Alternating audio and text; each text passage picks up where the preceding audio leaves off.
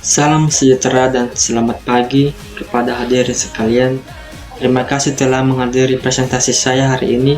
Dalam kesempatan ini, saya Rian Jaya Dika Rezega, NIM 2420409, yang dimana saya akan menjelaskan beberapa pertanyaan mengenai manajemen pendidikan kejuruan yang soal atau pertanyaannya telah diberikan oleh dosen pengampu.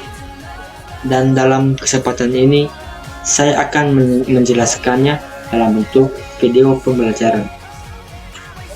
Nomor 1, landasan pendidikan kejuruan dalam mengatasi kesenjangan.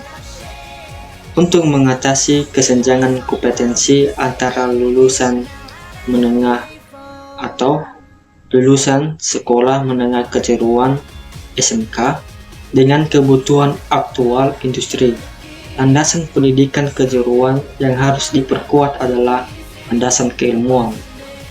Sebab landasan ini secara kritis menjamin bahwa kurikulum dan substansi pembelajaran selalu mengalami perubahan yang konsisten dengan perkembangan teknologi terkini dan standar kompetensi yang berlaku di dunia kerja, sehingga menghasilkan lulusan yang keterampilan teknis yang valid dan siap dipakai.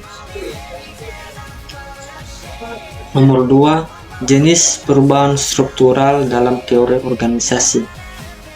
Mengatasi kekakuan dan formalitas struktur organisasi sekolah kejuruan yang menghambat inovasi pembelajaran memerlukan jenis perubahan struktural berupa desentralisasi wewenang, yaitu dengan melonggarkan hierarki dan mendelegasikan otoritas pengambilan keputusan, khususnya terkait metode pembelajaran atau pengajaran,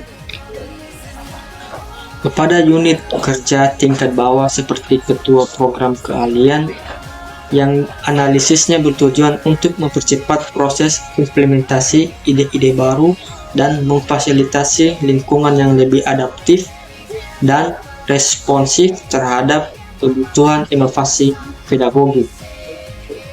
Nomor 3, solusi manajemen kuratif terhadap perilaku kurang disiplin.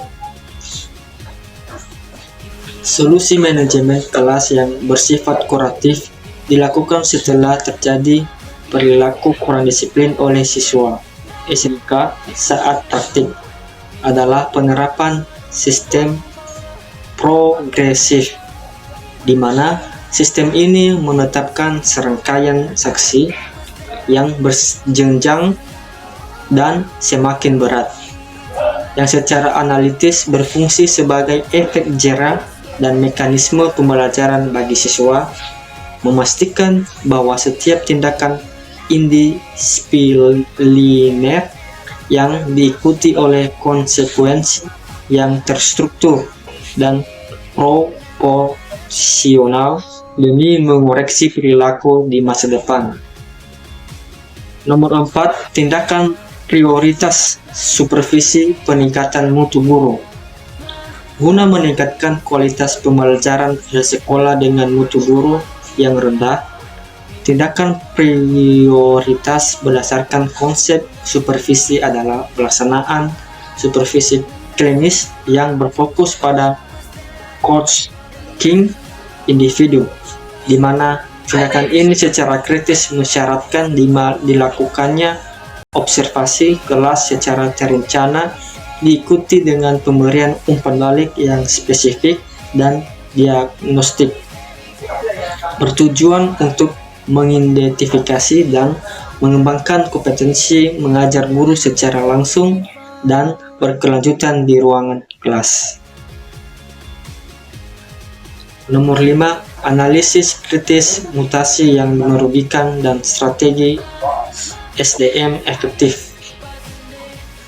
Mutasi yang merugikan pegawai sering kali timbul karena didasarkan pada alasan subjektif, politis, atau sebagai dalam bentuk hukuman.